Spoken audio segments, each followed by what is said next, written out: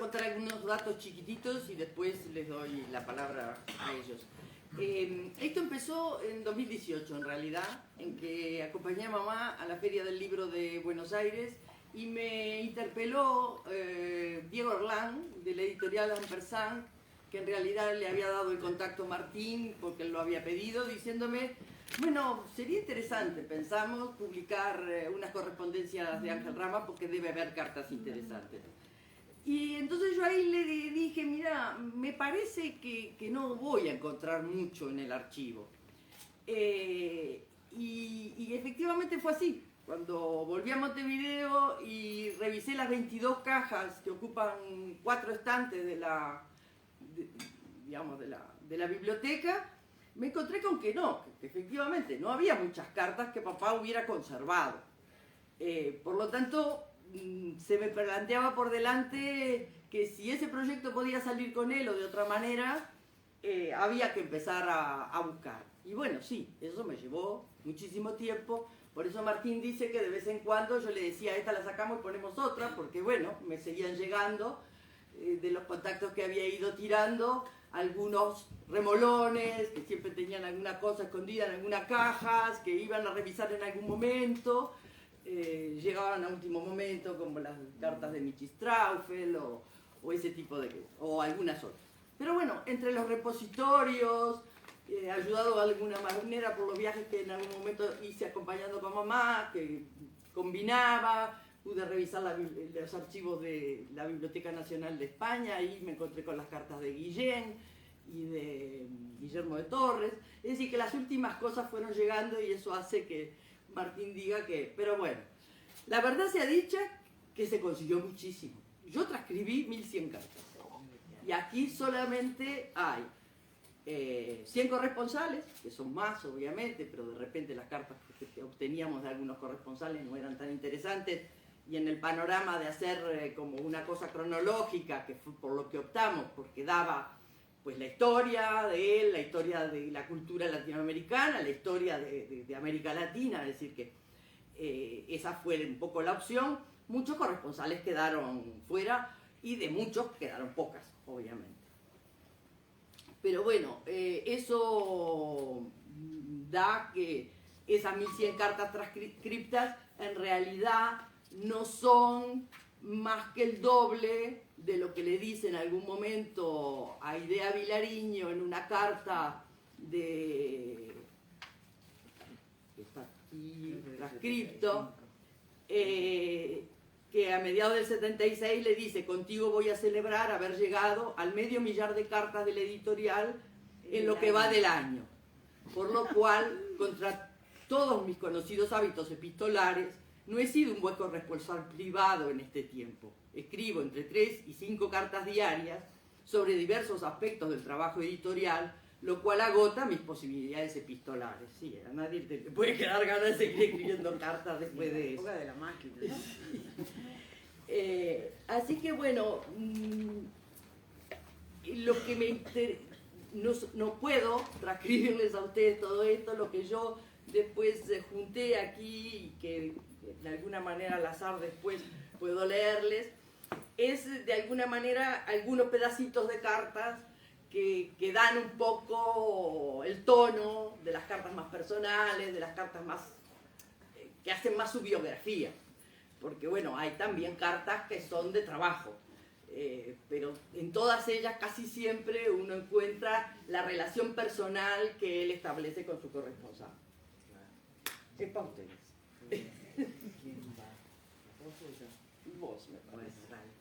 Bueno, para mí hoy es un día de festejo, porque realmente estuvimos trabajando Amparo más que yo, por más tiempo que yo, pero yo más de 2 años hace que estamos trabajando con eso. Ella hizo esa cosa de copiar a máquina una cantidad monstruosa de cartas. A mí me llegaron 1200 que se convirtieron en 800 y pico de páginas, y que seleccionamos entre las dos con gran dificultad, porque algunas poníamos las dos. Esta podría ser, ¿qué hacemos con esto? Sí. Rosario, Eso pone más pasó. fuerte el micrófono. por favor. Leída quiere escuchar más cerca. No, más cerca. Oh, Volumen. bueno, nos aguantaremos entonces más cerca. Así, bueno. Nada, que eso fue un trabajo bravo y de la mera selección daba trabajo. Además, Amparo hizo la gran mayoría de las notas de personas que aparecen en el diario, no solo los corresponsales, sino también las personas aludidas, ¿verdad? Y yo hice sobre todo las que tienen que ver con contexto de lo que se está hablando en la carta, ¿no? Ella además hizo notas sobre las cosas, la bibliografía de Ángel relacionada con lo que está hablando. Así que hubo por parte de ella una cantidad enorme de trabajo. Yo creo que este libro tiene un interés particular. Primero es como un complemento del diario que se publicó en el 2001, que se publicó acá en el 2001, después se publicó en Buenos Aires y se publicó en Caracas, pero el diario cubría a partir del 74 y hasta poco tiempo antes de la muerte. Y había periodos en que Ángel no había escrito. En cambio, las cartas, como acaba de decir Amparo, fueron una cosa diaria de cantidad de cosas, empiezan en 1944, cuando Ángel tiene 18 años, y terminan un mes antes del accidente que le costó la vida. Entonces, son, por un lado, un testimonio sobre la tarea de Ángel en un momento clave de la cultura latinoamericana, porque fue, sin duda, una figura central en la crítica y el ensayismo en América Latina, y también es, y eso es muy interesante, es el documento de una época de proyectos, ¿no? Una época optimista de América Latina en que se pensaba todavía en modelos utópicos, y se reflexionaba sobre eso y se veía qué era lo que se podía hacer con la integración. Era un momento clave y las cartas de Ángel son así muy demostrativas de los temas que se discutían en el momento. Las cartas de la juventud son muy divertidas en realidad, que son sobre todo a José Pedro y Amanda Berenguer, José Pedro Díaz y Amanda Berenguer, que estaban en ese momento en París.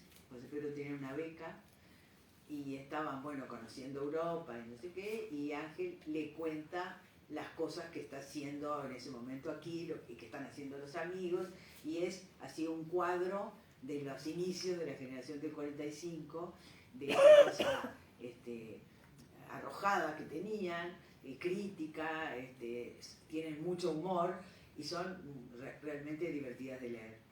Y además está la presencia de Bergamín, ¿no? Que había llegado en ese momento, y creo que para todos ellos, pero especialmente para Ángel, Bergamín fue el contacto cercano con la Guerra Civil Española que él había conocido a través del hermano, de Carlos, el historiador, y que le interesaba muchísimo, porque de alguna manera tenía que ver con el papel de la cultura en una transformación, ¿no? Y además había una cosa afectiva, notoriamente, con la Guerra Civil. Entonces, Bergamín yo creo que tuvo una influencia importante en el grupo de Ángel. A él lo llevó, en ese momento leía sobre todo literatura europea y americana, y lo llevó a leer literatura española, se entusiasmó con Galdós, por ejemplo, de lo cual hay varias cartas en las que habla de eso. Lo que llama la atención es su preocupación por el paso del tiempo en ese periodo, en que es un chiquilín y dice que no le va a alcanzar la vida para todo lo que hay que hacer. A los 24 años se preocupa horrible porque todavía no tiene libros publicados. Después, eso no lo abandona, sin embargo. Ya de más de 50 años dice, uno debería tener 800 años para leer todo lo que hay que leer y entender el mundo. Entonces, ahí también, ese periodo de las cartas tiene que ver con su actividad como formador de un público, digamos, que fue una de las obsesiones de su vida, ¿no? La editorial Fábula, la revista Clinamen, su trabajo en la Biblioteca Nacional, su trabajo en entregas de la Licorne, la revista que tenía Susana Soca, y en 1955 el viaje a París, donde fue alumno de Marcel Bataillon y de Fernand Braudel, que probablemente influyeron bastante en su interés posterior y en su trabajo posterior en relación a las relaciones entre la cultura y la sociedad, ¿no? De la sociedad de la que salen. Eso que fue una de las vertientes de la obra de Ángel Rama. Después hay un montón de cartas que tienen que ver con el momento en que Ángel es el secretario, el director literario de la página de Marcha. Y ahí es un momento clave porque él toma contacto con lo más importante de la literatura latinoamericana del momento, que además es un momento clave, pues son los años 60, donde aparece lo que después llamaron boom,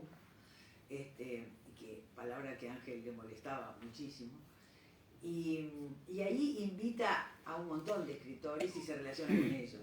A Vargas Llosa, Arguedas, Roa, Rodolfo Walsh, Edwards, Tiago de Melo, Gabriel Infante, y Antonio Cándido, que es una relación sumamente importante para Ángel, porque lo vincula con la literatura del Brasil, que era uno de sus intereses más importantes, ¿no? Entonces, el momento de Marcha es clave para él. Junto con eso empieza a ir a ser parte de jurados internacionales, ir a coloquios, viaja por todo el continente y toma contacto con lo que se está haciendo y su entusiasmo es muy grande, ¿no? Ahí empieza a trabajar su idea de la literatura como sistema, que es un concepto que toma de Cándido y que tiene que ver con la concepción de que la literatura no es una suma de autores, sino un sistema, un mapa que va cambiando y necesita una mirada crítica. Entonces, esa sería la función fundamental de la crítica. Y eso coincide con lo que dice Eliot, ¿no? Eliot dice que cada 100 años debería aparecer un crítico que volviera a mirar la historia de la literatura en función de lo último que ha aparecido y viera afinidades, cambios, rupturas, ¿no? Y esa es la función del crítico. Ángel toma esa idea y le agrega sobre todo su preocupación de la relación de ese mapa con la sociedad, ¿no? Y ahí también está la cantidad de testimonio de sus tareas editoriales. En Arca, en Montevideo, donde publicó también a los escritores del momento, a Roa Bastos, a Arguedas, a García Márquez, cuando no lo conocía nadie fuera de Colombia. Publicó La Jarasca, además de publicar a Feliberto Hernández, a Onetti, a Regui, a Spínola y a lo mejor de la literatura uruguaya. También está en esa época en la Enciclopedia Uruguaya, hay un montón de cartas con Julio Baise a propósito de la Enciclopedia Uruguaya, en la que convocó también antropólogos, sociólogos, ensayistas. Y además colabora con revistas de todo el continente, ¿no? Además de las tareas docentes en la Facultad de Humanidades y después en Puerto Rico, en Bogotá y en Caracas. Yo creo que una de las cosas interesantes de este libro de las cartas son las polémicas de esos años, que aparecen varias veces. No solo las polémicas que tiene Ángel, sino una discusión sobre las polémicas que tienen otros en el medio latinoamericano. Está la que tuvo con Rodríguez Monegal sobre el siglo de las luces, en 1973, la de con Mario Vargas Llosa a raíz de Historia de un deicidio de García Márquez, con Osvaldo Barreto a propósito de Leopold Sédar Senghor y el concepto de la negritud, todas las discusiones a propósito del boom, que Rama consideraba sobre todo un operativo del mercado editorial, que dejaba fuera escritores igualmente importantes como Rulfo, Onetti o Arguedas, y especialmente las ocasionadas a raíz de la publicación de Mundo Nuevo en París por Emir Rodríguez Monegal, que había sido y siguió siendo su rival fundamental, financiada por el Congreso de la Libertad de la Cultura,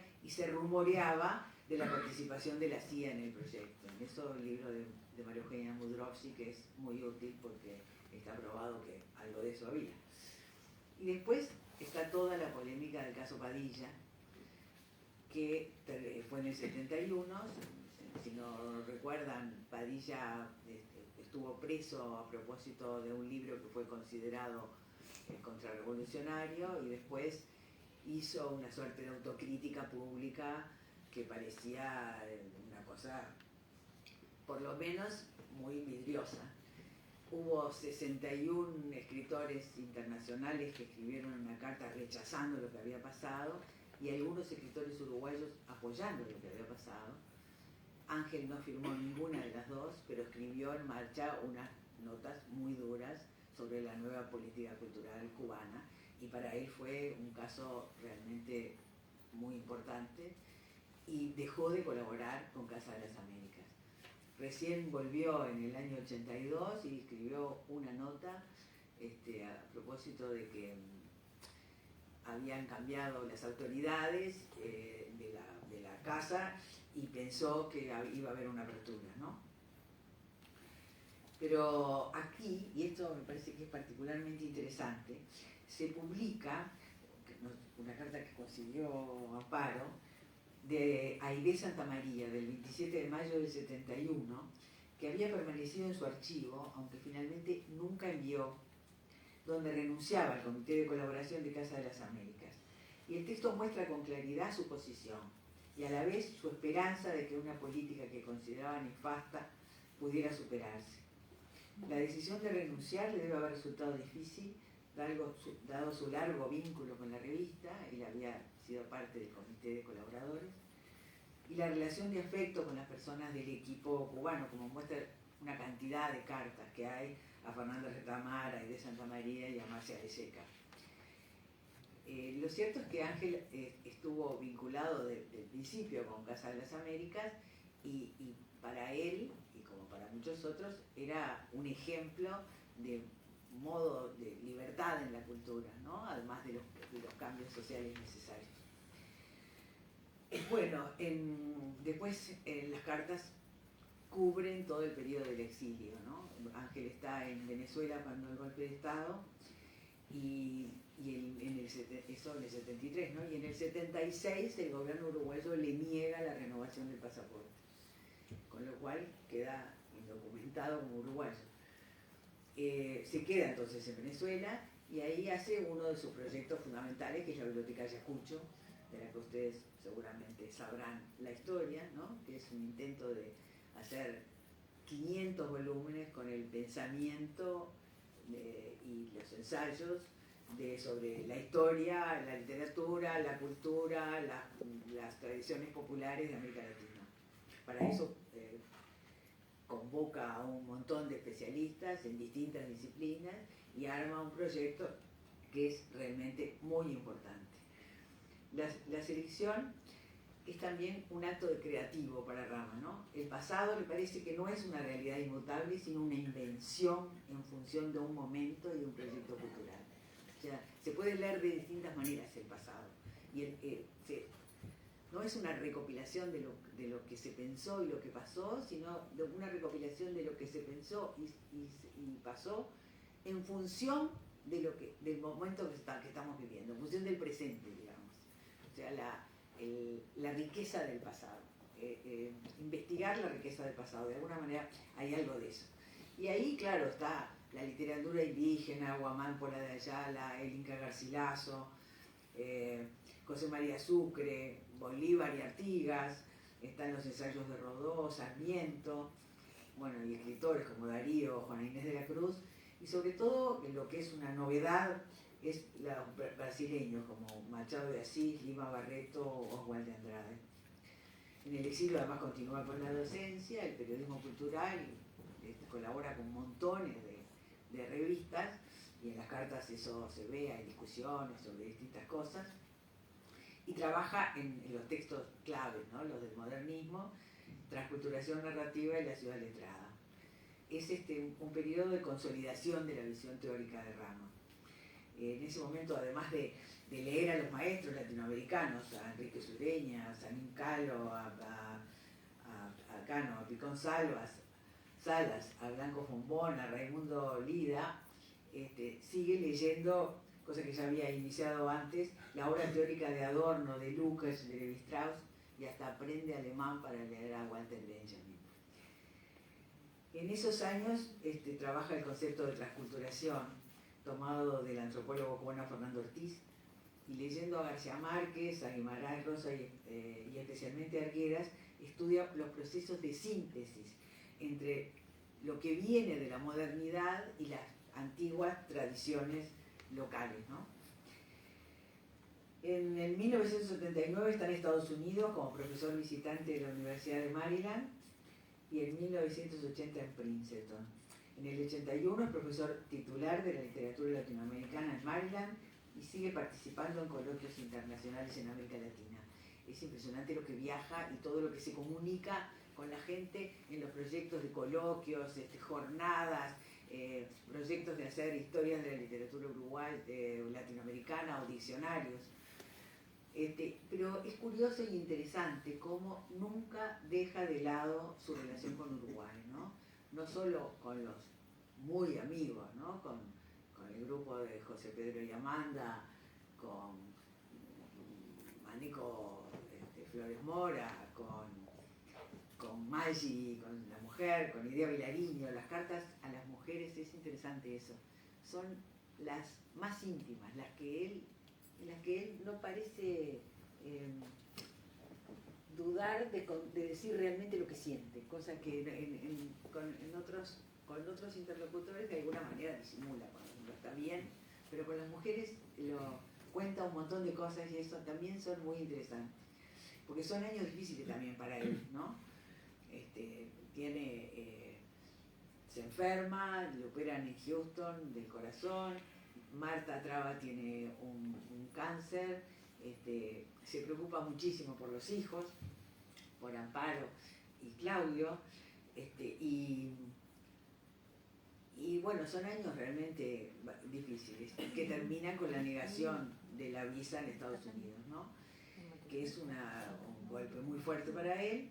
Protestan las organizaciones de derechos humanos, la Asociación de Estudios Latinoamericanos, el PEN Club, la Liga de Autores, los medios como The Nation, The Sun, Village Voice, Washington Post, políticos como Belisario Betancur, que era el presidente de Colombia, y Carlos Andrés Pérez, que era el de Venezuela, escritores como Arthur Miller, Cortázar, García Márquez, Roa Bastos, salvo el caso de Reinaldo Arenas, que apoya la decisión del gobierno norteamericano y acusa a Rama de subversivo comunista, que esa era la fórmula que había utilizado por la ley McCarran-Walter el gobierno.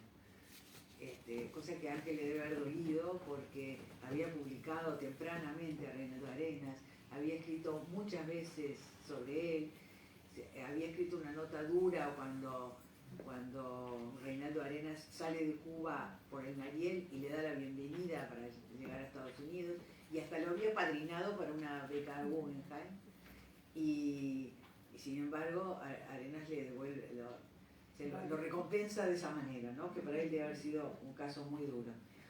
Pero bueno, se termina yendo a París con un pasaje previo a Barcelona. Tiene una beca Guggenheim y una beca de la Universidad de Maryland para el estudio de las culturas populares. Y bueno, el periodo de París es un periodo donde hay como una especie de renacimiento, se siente mucho mejor. Dice en una carta, bueno, al final París bien vale una visa, con aquello de París bien vale una misa, ¿no? Y recibe una invitación en noviembre del 83 para ir a Colombia al primer encuentro de la cultura latinoamericana. Quiere agradecerle a Belisario Betancur, que se movió por él, y se suben a ese avión que termina con el accidente que les cuesta la vida a él, a Marta, a Jorge Ibargüengoitia. Exacto. Y nada, digo, me gustaría terminar comentando en qué medida Ángel no dejó nunca de preocuparse por el Uruguay, cómo siguió escribiéndole a Beto Orelloni, que se hacía cargo de la editorial Arca y está así totalmente al día de lo que pasa en Arca, lo que hay que publicar, discutiendo, conversando con los que están allí. Lo mismo con Julio Baise, que está trabajando en la Enciclopedia Uruguaya, que es otro de los proyectos que hace.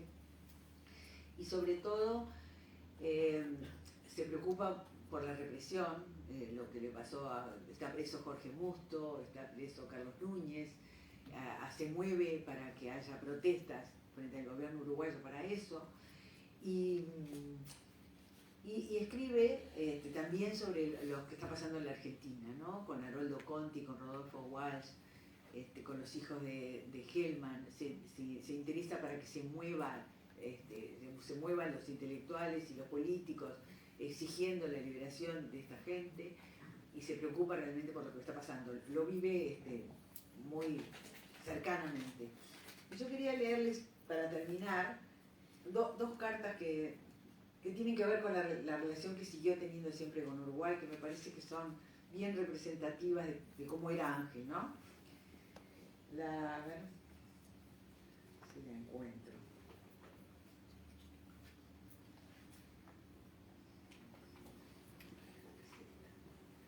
Sí, a Idea Vilariño. Con Idea Vilariño es con quien más se confía, curiosamente. Y dice: llegamos el sábado y ayer vi en el periódico que daba un recital de despedida a Ducho Fer.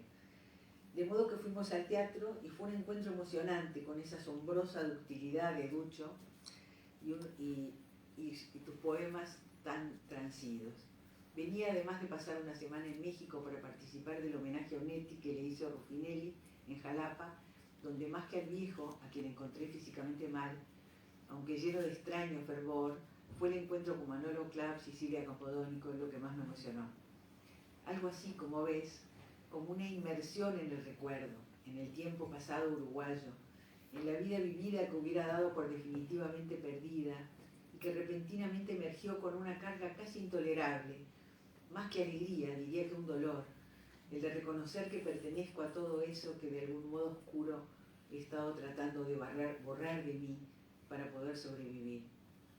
Siempre he sido capaz de adaptarme a nuevos medios y gentes, gracias a una comprensión dentro de mí mismo para encerrar en un cuarto oscuro a lo que antes había vivido y querido, y ahora estoy abriendo ese cuarto, no sé si con felicidad, pero al menos con una temerosa gratitud. El recuento con don Carlos Quijano, y con el gordo Martínez Moreno, y con Manolo Claps, y con Ida Vitale, y Fierro, al rever la película con que Onetti habla y se emborracha en el apartamento de Gonzalo Ramírez, el parlotear con él y con Dolly, tratando de que no bebiera demasiado, y ahora Ducho con fragmentos de todo el repertorio que es casi toda mi vida en el teatro uruguayo. Comprenderás que te escriba y te mande un programa. Es un asunto que solo pueden comprender unos pocos. Ese puñadito de nosotros que aún vive, no sabemos por cuánto tiempo, y que después será algo perdido, definitivamente perdido, o nadie podrá revivirlo. Y después, una de sus últimas cartas, en octubre del 83, apenas un mes antes del accidente, le escribe a Maggi.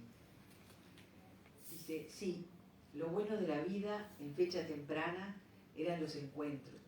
En las fechas tardías son sin duda los reencuentros, y me hace feliz oírte la voz y la risa e imaginarte en el gran falansterio, rodeado de toda la familia, como capas de cebolla acogedoras y lagrimeantes.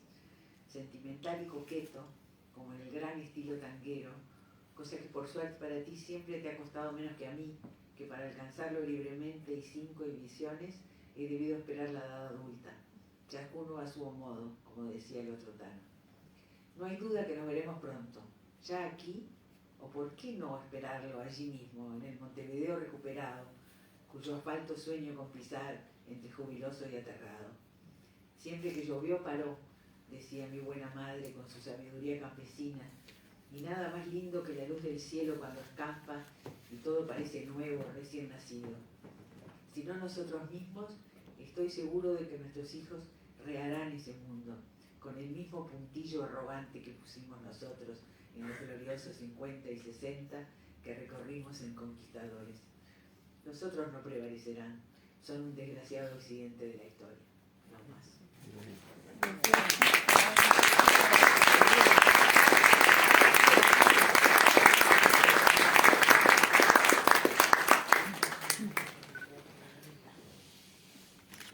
Bueno, muchas gracias por la invitación, por poder estar acá. Micrófono.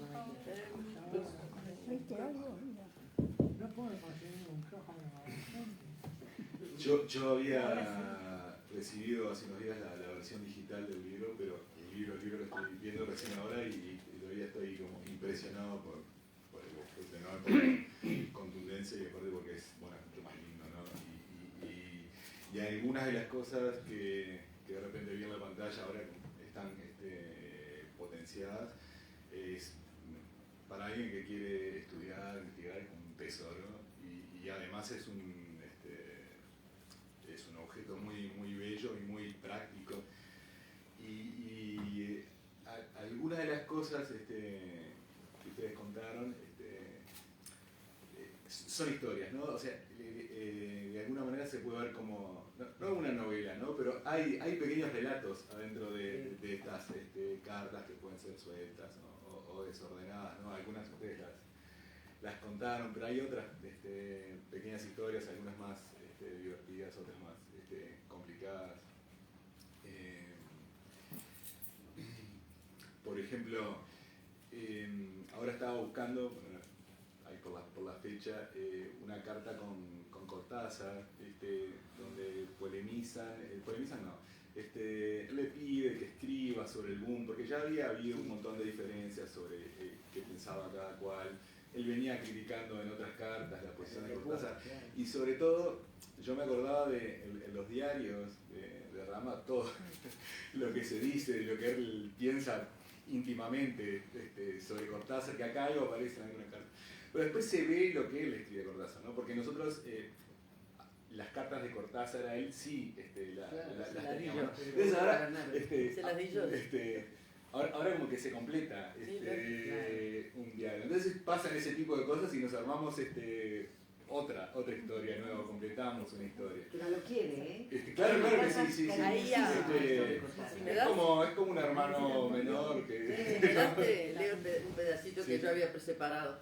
Para mí, el boom es la expansión de la literatura narrativa latinoamericana que ha adquirido lectores, sobre todo en las capas juveniles, atendiendo a buenos libros modernos. Como dediqué mi vida a apoyar esos libros, nada me llenaría más de satisfacción, pero el boom no es eso, sino un recorte que ha podado la multiplicidad creativa del continente y que ha instaurado un Parnaso elitista.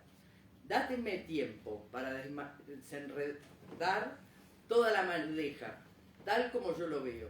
Yo estoy seguro que lo que yo entiendo que es el boom, que es lo que entienden mayoritariamente en América, jamás podría tener tu respaldo porque te conozco. Es decir, hay una confianza, incluso le dice, me encantaría polemizar contigo sobre esto porque podríamos demostrar que podemos polemizar como dos amigos. Claro. Están esas historias y hay otras pequeñas historias, ¿no? Al final, toda esta cosa un poco, bueno, al final tiene que ver con el final de su historia, pero todo el tema de la beca, también hay otras pequeñas historias de la Guggenheim que él recomienda a gente, pero les dice, bueno, jugar a la ruleta. A Juan Flo, ahí tal, le dice, bueno, yo te recomendé, pero tenés tal, bueno, no tengas ilusiones, pero puede ser. Y ya se ofende. Hay un malentendido. Todo ese tipo de cosas son como historias, hay historias de afectos con los amigos, su pareja, se puede leer, ¿no? Como él dice al principio, ¿no? Es género epistolar, o sea, se puede leer como si fuera... Está el casamiento con Ida, con todos los detalles y los preparativos, eso es muy simpático. Está todo eso. A mí, lo que decía Martín, a mí me pasó hace un tiempo también leyendo otro libro que se publicó, que es la correspondencia con Cándido. Y en Brasil se publicó la correspondencia con Darcy y la mujer. En esa correspondencia con Cándido, en un momento yo me acuerdo que cobré conciencia, o sea, de manera muy material de un problema o de una situación muy distinta a la que tenemos ahora, de cómo todas las cosas que él logró, que tenían que ver con la construcción de estas redes y de todos estos intercambios, toda esta gente a la que le pedía cosas y que le respondía, que era mucho más difícil de lo que es ahora, muchísimo más difícil. Y me acuerdo, ahora no el momento exacto, pero él en una carta a Cándido le dice algo así como que te llamé a la hora que tenías que estar, con todas las dificultades que era hacer una llamada internacional, creo que de Venezuela, Brasil, y no estabas. Y entonces empecé a mirar ese tipo de cosas en ese libro, y en muchísimo más, en estas cartas, todas esas cartas que se pierden, que no llegan, las quejas sobre el correo. En el correo donde no van solo cartas, van revistas, libros, a veces van originales, de artículos o de cosas para publicar, y que se pierden. Y entonces pensando desde la facilidad con que hoy nos comunicamos, ¿no? Digo, tenemos otras dificultades, pero no son del canal de comunicación. O sea, por ejemplo, esto que yo contaba, ahora me paso con Martín, nos vemos muy seguido, pero el libro no llegó. Pero igual teníamos otra manera de que yo lo leyera, entonces me manda un PDF, o sea, es increíblemente más sencillo todo. Y bueno, y esa es otra historia de este libro, ¿no? De cómo construir esas redes. Esto es lo que pasa, digamos, en este libro está de algún modo lo que pasa entre congresos, entre coloquios, ¿no? Entre reuniones de académicos, de intelectuales, de artistas que se empezaron a dar, sobre todo en los 60.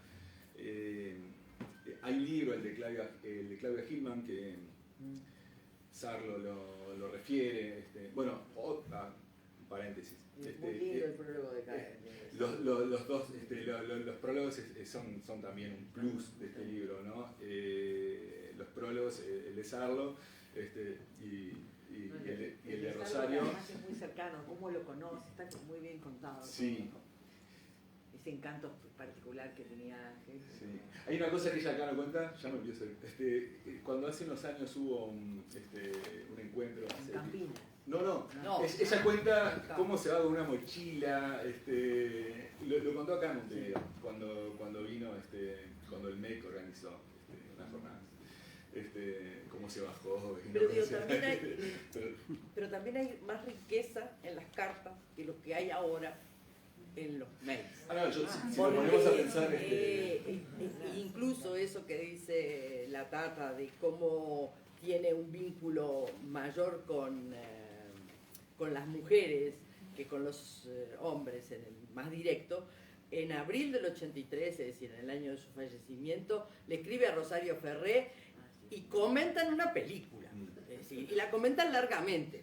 Me encantó que hubieras disfrutado de la película de Scola, estaba seguro que te iba a apasionar, está hecha para nosotros, a tus sugerencias sobre la invención del pasado, el diálogo de Restiff y de Casanova. Se me asocia ahora el sorprendente mensaje de la película con que Bergman se ha despedido del cine, Fanny y Alexander, que acabo de ver. Es un folletín tremolante, maravillosamente realizado, pero para nosotros los bergamanianos, lo más disfrutable es su mensaje. Dice: no he querido decirles la verdad del corazón humano, porque en verdad yo soy un comediante. De modo que he querido seducirlos con los juegos del farsante, con las imágenes inconsutiles que inventa la imaginación. Todo ha sido nada más que sombras de una linterna mágica que he ido desplegando para ustedes. En definitiva, es el imaginario el que cuenta. Y si el pasado como el presente es nuestro imaginario y esta es una llama que se abastece en el afecto, también inventamos a los seres que amamos. Lo sabía bien Proust, porque construimos de ellos imágenes radiantes que abastece el deseo, y cuando fracasamos es simplemente porque no hemos sido capaces de que esta imagen inventada sea aceptada por el otro como maravilla potencial y se decida a vivir en esta ilusión. El querer ser es siempre más fuerte que el ser. Concuerdo contigo que es un modo de vivir riesgoso, en el borde de la alucinación, pero me aceptarás que es infinitamente mejor que la mera aceptación de la trivialidad cotidiana. Es precioso. Muchísimas las cartas con los más jóvenes. A Rosario Ferré, que le dice Rosarito todas las veces, Sí. y a Rufinel y a, yo qué sé, a todos los que son más jóvenes que él es bastante joven también, son lindísimas, de lo más afectuosas y generosas, ¿no? Vale la pena. Sí, pero no sé pensar de repente alguien que quiera hacer eso con los WhatsApp, ¿no? Con audio de WhatsApp. No vamos a hacer esto dentro de 2 años. Problemas de otros. Pero, no, y otra cosa que hablando de que tiene esta edición increíble son las notas a pie, porque son lo que yo recién decía, es como un libro aparte, o sea, vale la pena son las notas, ¿no? Porque es como un quién es quién, la cultura, la intelectualidad uruguaya y latinoamericana, y además está contexto, ¿no? Cuando hay un suceso, algo que no queda claro, está todo súper referenciado y súper claro, es como, es un trabajo enorme, así, es impresionante. Sí, teníamos muchas dudas con la cita, No, porque pero decíamos, a mí me a pareció ver, que vamos a era decir quién es Cortázar, no. Y vamos a decir, si total se puede buscar en internet, entras a las Wikipedias y lo encontrás. Pero bueno, por lo menos una pequeña ayuda para que no haya que hacer eso, digamos.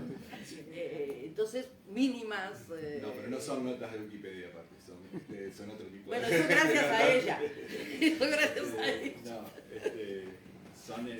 Son lo que hace falta para poder seguir leyendo, pero no quedarse sin entender. Bueno, porque ella dice que ella solo hizo las de contexto. No, ella corrigió todas las que yo hice copiándome la Wikipedia, vamos a entendernos. Ni más ni menos, porque yo tampoco sabía quiénes eran. Martín Tenemos que dice dejar la sala. se fue Bueno, tiempo. no, y lo último que me falta a mí, mientras chiquita, es agradecer a Santiago, Sí. que durante un mes por WhatsApp me ayudó con la corrección del texto. Sí, yo lo iba a ¿Dónde decir, está? se me pasó, en Argentina. porque es fundamental, sí, la ayuda de Santiago Flor, nieto de Ángel. No, que es nieto, hijo. Vos tenés una... Santiago es hijo. No, Ah, nieto de Ángel, perdón. Esa revelación era explosiva. Hablamos de papá. Tenemos que dejar la sala. Perdón. Bueno. Gracias.